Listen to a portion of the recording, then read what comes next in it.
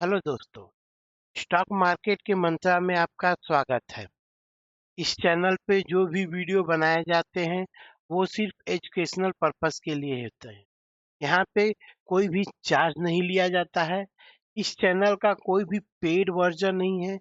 यहाँ पर सब कुछ फ्री में सिखाया जाता है और यहाँ पे किसी भी शेयर के ऊपर बाई सेल का रिकमेंडेशन नहीं दिया जाता, कोई भी टिप्स नहीं दी जाती।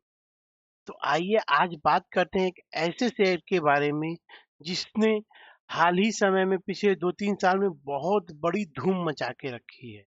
तो आज उस शेयर के बारे में डिटेल में जानेंगे और समझेंगे कि कंपनी के पास फ्यूचर में ग्रोथ करने की संभावना है कि नहीं है।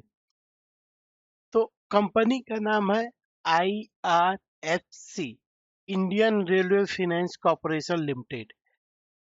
तो इसके बारे में और डिटेल जानने से पहले ये कंपनी करती क्या है उसके बारे में जानते हैं पहले। और हम जब भी पैसा लगाते हैं कंपनी के बिजनेस में पैसा लगाते हैं, ना कि कंपनी के ऊपर। कंपनी अगर बिजनेस करेगी तभी प्रॉफिट अर्न करेगी और आगे बढ़ेगी। हमको ये देखना बहुत जरूरी है कि कंपनी कौन से बिजनेस में काम करती है। तो समझते हैं IRFC के बारे में दोस्तों। IRFC को रेलवे का रीढ़ का हड्डी माना जाता है दोस्तों। क्यों? क्योंकि ये दिखता तो नहीं है लेकिन एक बहुत बड़ा मेजर रोल करता है। जैसे कि शरीर में रीढ़ की हड्डी होती है ना, तो उसी तरह IRFC रेलवे का बैकबोन माना जाता है। क्यों? क्योंकि जब भी इंफ्रास्ट्रक्चर, रोलिंग स्टॉक, कैपेक्स या फिर कोई भी नया डेवलपमेंट हो, तो सिर्फ रेलवे की मैं बात कर रहा हूँ। उसमें जब भी इंफ्रास्ट्रक्चर, रेलिंग या कैपेक्स या फिर न्यू डेवलपमेंट हो, उसके लिए IRFC फंड प्रोवाइड करती है। और कंपनी का सबसे बड़ा काम ये है कि कंपनी मार्केट से मान के चलो 5 या 6% पर लोन लेती है या फिर पैसा उठाती है। तो वो ये लोन रेलवे को एक फिक्स रिटर्न पे, जैसे कि सेवे चाहे 8% पे उनको वो लोन देती है। ना कि बहुत ज्यादा और बहुत ही कम, लेकिन एक डिसेंट इंटरेस्ट पे उनको लोन देती है। मार्केट से वो 5 और 6% पे लोन उठाई और क्या बोलते हैं रेलवे को 7 से 8% पर लोन दी। और इसकी सबसे खूबसूरती ये है कि ये जो लोन लेने वाला 7 से 8% है, ये खुद गवर्नमेंट है। रेलवे का जो भी डेवलपमेंट होगा उसके लिए पैसे चाहिए होंगे और वो पैसे सरकार कहाँ से लेती है? IRFC से लेती है। सिर्फ मैं रेलवे की बात करता हूँ।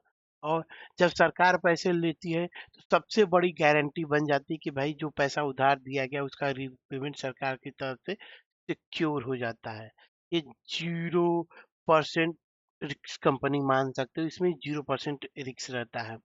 और गवर्नमेंट इसको पूरी तरह से अपना मतलब पैक करती है कि भाई तुम पैसे दो, हम तुम्हारा पैसे वापस दे देंगे। और देख सकते हो कंपनी लास्ट टाइप की कंपनी है क्योंकि इसका जो मार्केट कैप है, कंपनी कोई भी कंपनी लार्ज कैप है, मिड कैप है, स्मॉल कैप है, नैनो कैप है, वो सिर्फ मार्केट कैपिटल के ऊपर ही डिसाइड होता है, ना कि प्राइस के ऊपर। तो समझना कि कंपनी एक लार्ज कैप कंपनी, क्योंकि इसका 1,000 हाँ 1,49,765 करोड़ मार्केट कैपिटल है और करंट प्राइस 115 है। और ये 52 वीक्स हाई, ना कि all time high, 52 weeks high मैं बता रहा हूँ। 167 तक जा चुका है, लो 168, मतलब उसी 108 के आसपास है। और क्या बोलते हैं करंट प्राइस भी 115 है। और सबसे बेहतरीन बात कि ये कंपनी साल दर साल डिविडेंड देती है, हर साल डिविडेंड देती है और इसका फेस वैल्यू 10 है। तो ये दिखाता है कि कंपनी आने वाले समय में स्टॉक स्प्लिट बोनस आराम से दे सकती है। बोनस देने के लिए रिजर्व की जरूरत होती है, जो आगे देखेंगे। और कंपनी का जो ROE और ROC दोनों ही डिसेंट है, 12% और 5.83% है। क्योंकि जो ROCE है वो कंपनी जो लोन लेती है उससे कितना पैसा बनाती है, और जो एम्प्लॉय का जो हम लोग शेयर होल्डर का है उस पे वो कितना पैसा बनाती है। और ये डेट देने वाली कंपनी है, तो ये डेट देख करके घबराना नहीं। क्योंकि ये डेट लेती है फिर डेट देती है, मतलब जो उधार लेती है फिर उसके बाद उधार देता है, उधार देती है, उसका यही काम है। और ये कंपनी सरकारी कंपनी है, तो ये देख सकते हो इसका शेयर जो है 0% प्लेज है। और मतलब बहुत आसानी से कह सकते हैं कि आने वाले समय में ये कंपनी बहुत बड़ा मल्टीबैगर साबित होगी। क्यों होगी? क्योंकि इसका रीजन है, आगे मैं बताता हूँ आप लोग को। तो इसका लॉन्ग टर्म विजिबिलिटी दिखता ही दिखता है। अभी जैसे कि थोड़ा सा और डिटेल में जानेंगे कंपनी का, कि जैसे कि प्रॉफिट एंड लॉस कैसा है। अभी हम मैंने बोला ना कि एक एक तो पीएसयू कंपनी है, पुराने समय से चल रही है। अब देखेंगे कि जब 2014 में ये कंपनी का प्रॉफिट कितना था, नेट प्रॉफिट मतलब सब कुछ डिडक्ट करने के बाद, मतलब जैसे other income, interest, depreciation, tax सब कुछ माइनस करने के बाद 2014 में कंपनी का प्रॉफिट 701 करोड़ रुपीस था, जो आज बढ़ करके कितना हो गया, 6,502 करोड़। और टीटीएम बेसिस पे ये कंपनी 6,835 करोड़ रुपीस कमा चुकी है। मतलब 2025 में कंपनी ने 6,502 करोड़ रुपीस कमाई है। और देख सकते हैं कि कंपनी का जो प्रॉफिट है साल दर साल इंक्रीज ही होते जा रहा है, ना कि कभी कमी आ रही। ये क्यों ऐसा हो रहा है वो भी आगे मैं बताता हूँ, क्योंकि बैलेंस शीट में सब कुछ दिखेगा आराम से, और वो कंपनी ग्रोथ कैसे करेगी वो भी बता। और ईपीएस भी दिखाता है कि मतलब ये क्यों दिखा रहा है, यहाँ पे कंपनी यहाँ पे लिस्ट हुई थी तो आराम से कंपनी का जो है इंक्रीमेंट होते जा रहा है। और सबसे बड़ा ये देखिए, कंपनी का जो सेल है साल पिछले मतलब 5 साल में, और 10 साल से दिखा रहा हूँ, 10 साल से 15% से इंक्रीज हो रहा है सेल्स। और पिछले 5 साल से 15% से इंक्रीज हो रहा है, पिछले 3 साल से 10%। और प्रॉफिट देखो, पिछले 10 साल से 24% से इंक्रीज हुआ है, और पिछले 5 साल से 15% पे। और टीटीएम बेसिस पे देख सकते हो 5% और 2% से इंक्रीज हो रहा है पिछले 3 साल से। तो ये दिखाता है कि कंपनी लॉन्ग टर्म में बहुत अच्छा ही परफॉर्म कर रही है। आइए बैलेंस शीट देखते हैं दोस्तों, और इसमें मैं बताऊंगा तुम आप लोग को कि कंपनी का फ्यूचर ग्रोथ क्यों दिख रहा है। एक तो सबसे पहले रिजर्व देखते हैं। ये जो रिजर्व है, कोई भी कंपनी रिजर्व कब बनाती है, जब अच्छा प्रॉफिट अर्न करती है तभी तो रिजर्व रखती है साइड में, कि कंपनी को फ्यूचर में जब भी कोई भी प्रॉब्लम होगी वो रिजर्व से निकाल करके पैसा दे सकते हैं। टीटीएम मतलब जैसे कि 2014 में कंपनी के पास जो रिजर्व था 4,210, मतलब 4,210 करोड़ रुपीस था, जो आज बढ़ करके देख सकते हो दोस्तों लगभग 40,000 करोड़ रुपीस का रिजर्व हो गया है। कंपनी आराम से डिविडेंड बोनस देती ही रहेगी। बोरोइंग नहीं देखने की जरूरत है दोस्तों, क्यों? जितना ज्यादा बोरोइंग इंक्रीज होगा वो दिखाएगा कि कंपनी कितना ज्यादा लोन ले रही है, और वो लोन कितना ज्यादा सरकार को दे रही है। एक तो भाई सरकार के पास पैसा जा रहा है तो टेंशन फ्री कि मिलना ही मिलना है। और कंपनी मतलब एकदम 5 स्टार बैलेंस शीट बोल सकते हो। हाँ, इसमें कुछ रिक्स हैं, कुछ एडवांटेज हैं। रिक्स क्या है दोस्तों, कि ये सरकारी कंपनी है, करेक्ट।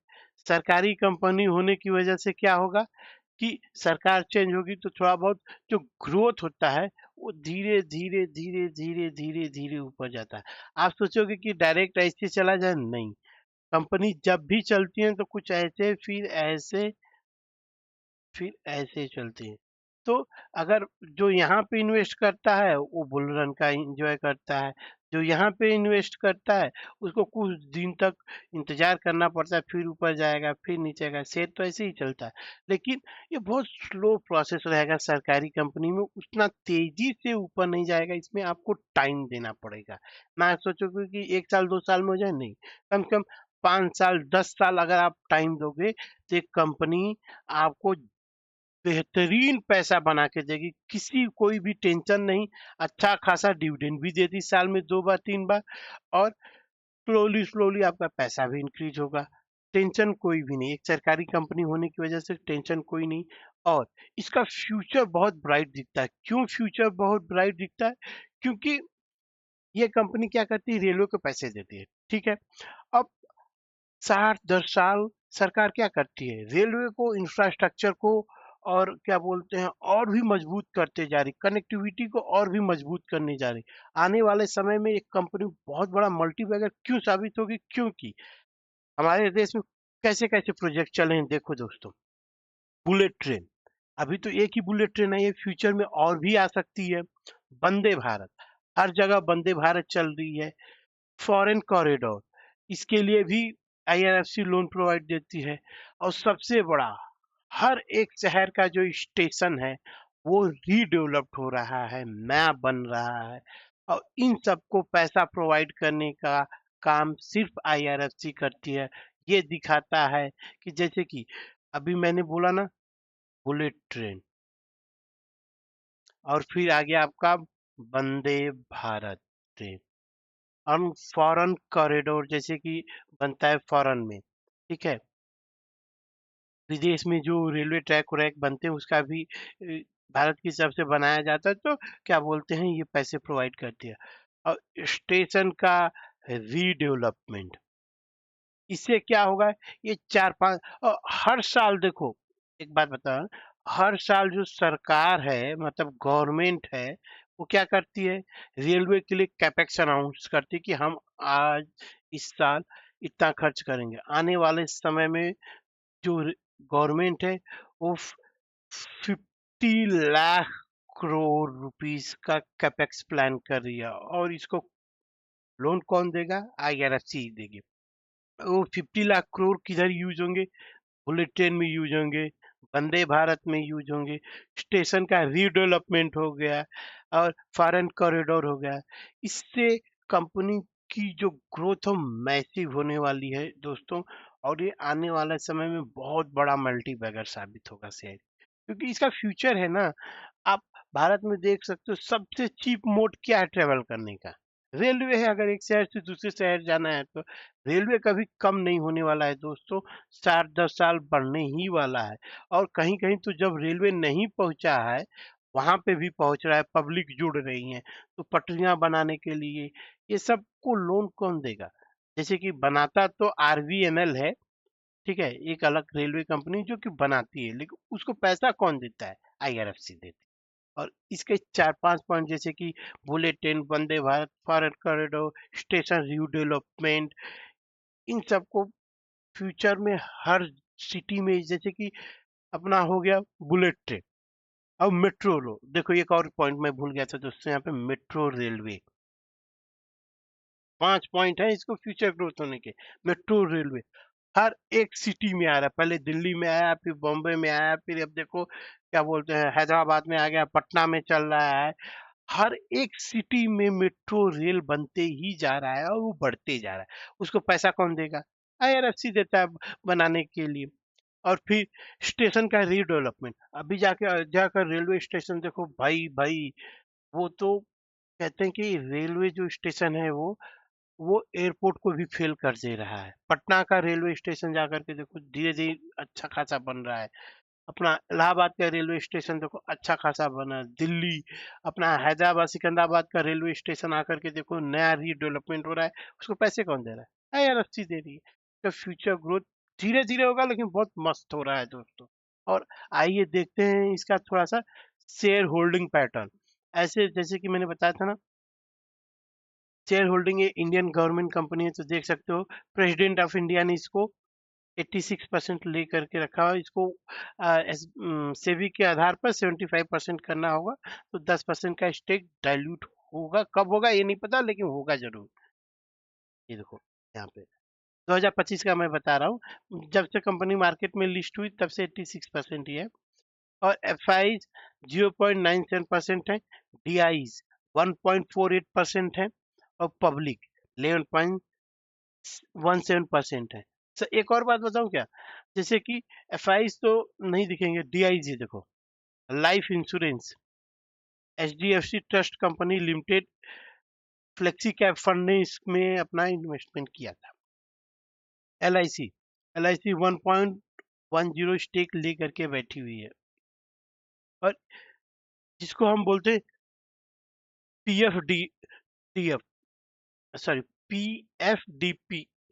इससे क्या दिखाता है कि कंपनी में प्रोमोटर भी है, एफआईज भी है, डीआईज भी है, पब्लिक मार्च 11 से 12% के बीच में ही है, ना कि बहुत ज्यादा पब्लिक के पास ये शेयर है। लेकिन फिर भी पब्लिक ऑलमोस्ट, ये देख सकते हो कितना है, 53%। ये देखो पिछले साल जून में कंपनी के पास कितना पब्लिक थी, 54,51,172। इस साल घट करके कितना होगा, 53,17,1981 करोड़।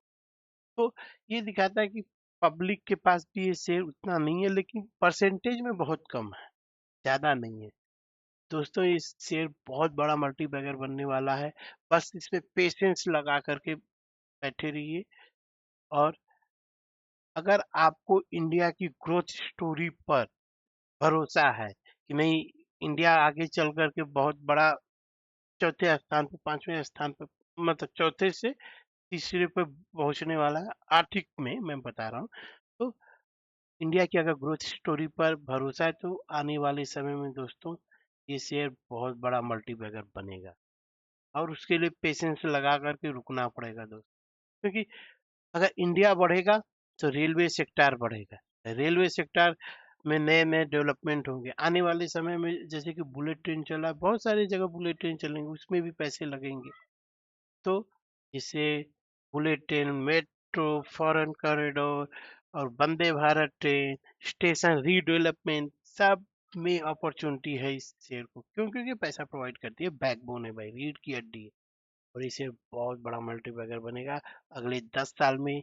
ये शेयर मेरे को नहीं लगता कि ये 115 पे रहेगा दोस्त, लगभग मुझे लगता है कि 10 साल में तो भाई 1000 पार या फिर 1500 तक तो आराम से पहुंच जाएगा ये। मैं एक प्रिडिक्शन बता रहा हूँ, ये कोई वो नहीं है, सब ये रिकमेंडेशन नहीं है। अगर दोस्तों वीडियो पसंद आए तो लाइक एंड सब्सक्राइब करें और इस चैनल को फॉलो करें। अगर आपको किसी शेयर के ऊपर वीडियो बनाना है तो प्लीज कमेंट करें। धन्यवाद दोस्तों। जय हिंद।